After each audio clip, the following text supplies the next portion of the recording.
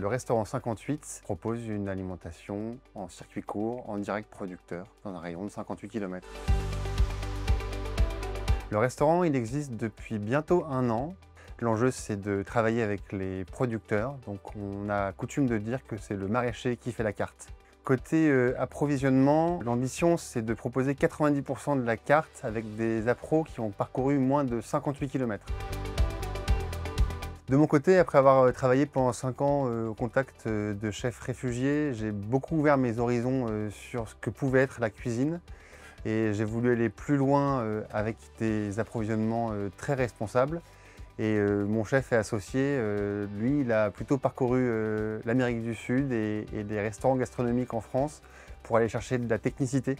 Et si on a voulu porter ce projet de cette manière-là, c'est qu'on voulait démontrer que c'était possible et on voulait avoir le rôle d'ambassadeur pour montrer ce que le territoire était capable de proposer en termes d'alimentation. Alors, l'alimentation et la restauration, c'est un point de départ, c'est un point d'amorce.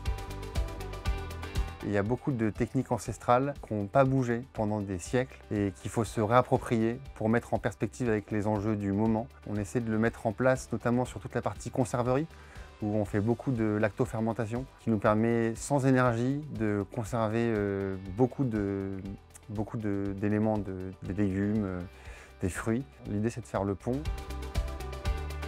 Le fait d'être dans la trentaine, ça va apporter déjà de l'énergie. Et au-delà de ça, on est peut-être une génération qui s'est interrogée sur où allait la société, essayer de trouver des solutions, des moyens d'expression pour accompagner une transition, pour accompagner un engagement. Il nous paraissait important de s'engager sur cette thématique-là. J'avais envie d'entreprendre, je ne savais pas encore comment faire. J'ai eu la chance de rencontrer des entrepreneurs qui ont monté des projets d'échelles différentes, profondément engagés.